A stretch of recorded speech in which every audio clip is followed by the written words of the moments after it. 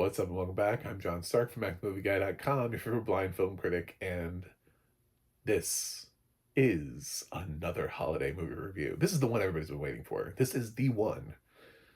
This is the movie of a generation. It's on Roku. This is Merry Little Mystery. So I wanted to review some things that are on some other streaming services, and Roku had movies. So, and apparently they have audio description, question mark? They meet the legal requirement of audio description.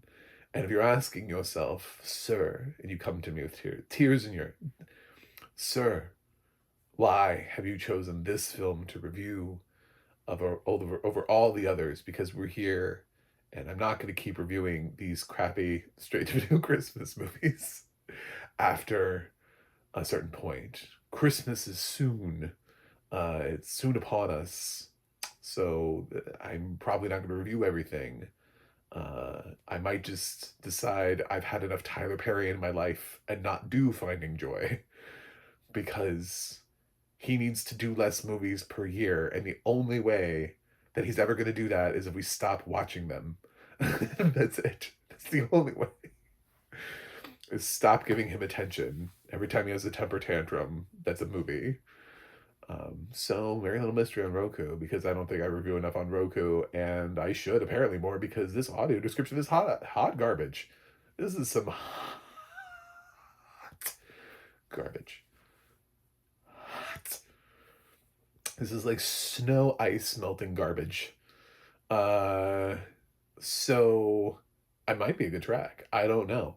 Roku won't give me an audible sound level for it, so I have no idea.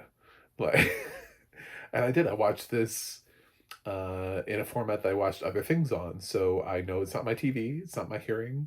Watched this on the same day, watched other things. Everything else was at an audible level. But Roku has put the track for this audio description at whisper. So we listen here. Hello, welcome. I am describing the movie to you today. Would you like to know more about the movie? Can you hear me? Hello. It's like that. It's like, it's so fucking quiet in this movie. I only heard it a couple of times. Otherwise, it just was kind of like, it sounded like mumbling. Like I was picking up some sort of like weird reception, like with my TV. And I'm like, what is that? There's like a sound in my TV. Is it possessed? Is this poltergeist? Like it didn't sound like audio description, but it was, if I really focused in on it. And then a couple times the movie would get quiet and then they'd say something. I'd be like, oh my God, that's audio description. So this film stars Jordan Sparks. I know. I lost all the sighted people. They ran away. Somebody asked me the other day, they're like, are you really blind? And I said, I'm a blind film critic. What do you think that means? And they were like, oh, I thought that meant like you go into things blind. And I'm like, well, I do, because I'm blind. I know that phrase is used by everybody else to mean, that they didn't know what the movie was about. But I go into everything blind, whether I know what it's about or not. Jordan Sparks is in this. I love her. I'm a big American Idol fan. So this film should have registered with me on that level. But unfortunately, she co-stars her. You know how like in these movies, they're all like romantic movies now. They're all about movies about love. And her co-stars Walmart. And that's probably, they have, actually I think they have top billing. I really think it's like Walmart and Jordan Sparks. It's really hard to tell. They have equal amounts of screen time here. And so Jordan Sparks plays a girl who moves home to her small town to live with her grandmother or be there for the holiday. I don't really know. She's either moving home forever or for now. I didn't care enough to memorize that. Her grandmother, actually, the actress did a lovely job out of everybody else in the cast. I like the grandmother. I don't really know who it is. I'm sure it's some like Felicia Rashad or somebody like that who's like an icon, and I just didn't pay attention to it. But I'd like to think that actresses like Felicia Rashad are not in this movie because this movie's not good. So we're going to absolve it, and we're just going to pretend that it's a lady who's much better than the film that she's in. And hopefully she'll get better acting offers in her future. And not that it's a legend who's slumming it in a Roku original movie. Um, it's bad enough that Jordan Sparks is in this. So it's a movie where eh, she gets home and immediately there's like a journalist at the door who's like, I want to try to learn about, because apparently in this town there's some secret Santa who's been gifting things to poor people for years, and he's on the case. And she's like, well, people have tried and doing this before and reporting on it before, and nobody's ever figured it out. He's like, well, they're not me. So I'm gonna poke around and see what I can come up with. He's gonna be her technical love interest, but Walmart is very much the co-star here. And then after she tells him that, nobody knows who this is, blah, blah, blah, she turns around after, shutting the door on him and kicking him out of her life. And grandmother's like, it was your grandfather.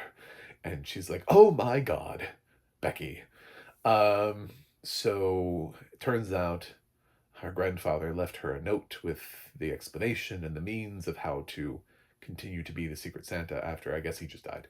So, which would explain why she's here with her grandmother, either for a short or extended period of time.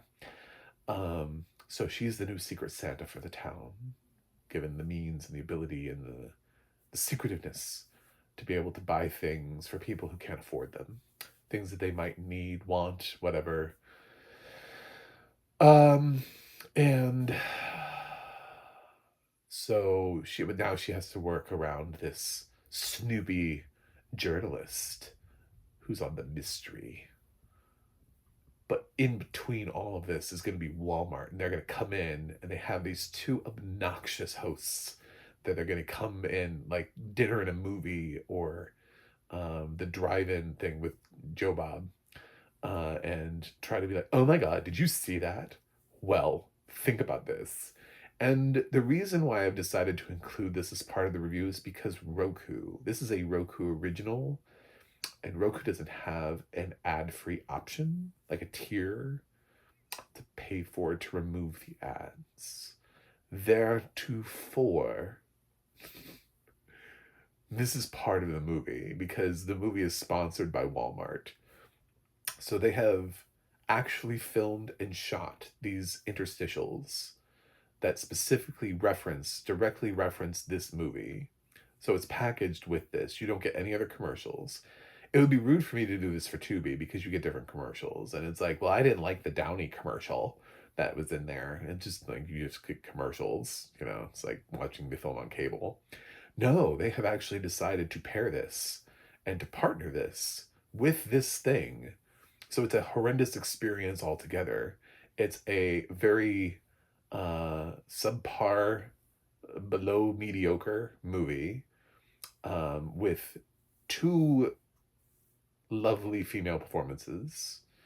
Everyone else is boring, dull, or feels like they were in the last Christmas movie and the Christmas movie just keeps rotating with like new leads and they just stay there and they're like the background characters. The guy is boring, her male lead, and then you have the most obnoxious. These people are only good if you are this desperate for human connection. These are for people who actually are using the chatbots and would consider themselves in a relationship with a chatbot. Like, that is what this is for. They don't offer anything meaningful or useful, and these two people should probably consider, like, long walks, short periods. Firing agents, definitely. Like, if this is your acting career, find something else to do. Because this is not for you. I thought they were incredibly grating, and anytime I even had hope of enjoying the movie, like after 10 minutes, I was interrupted by the history of candy canes. Just like, what the fuck is this doing? So, on top of that, Roku has no idea what the decibel level should be for the audio description track, which was at basically 0. So, the whole thing was a terrible experience. And I don't think it's a great movie anyway, and even if we cleared out the Walmart commercials and and gave me better audio description that I could actually hear, I still don't think this thing is going to suddenly jump and throw itself into the, "Oh my god, this is the best Christmas movie I've seen this year." I don't think that's gonna happen, because I think the mystery side of it is kind of dumb. The Merry Little Mystery. Um, like, who's the Secret Santa for the town? Oh, Jordan Sparks. Nobody's gonna see that coming. So, yeah, I'm gonna give it a 3.3 out of 10. It's rotten. It's rotten for like 18 different reasons, though. Um, well, I don't know. But I would watch the next thing Jordan does, and I need to find out the name of the actress that plays the grandmother. But I'm kind of scared. I'm kind of scared to know, because if it is a legend that has fallen into this film, I'm just going to be more upset. I'd like to think that Jordan Sparks is the only one who's been harmed by this movie, but so we're going to go with positively and say that Jane Doe, who plays the grandmother, I wish you the best in your career, and I hope you get better offers moving forward. Please don't be an icon. Please don't be a legend. Anyway, thanks for watching, and I'll see you guys on the other side.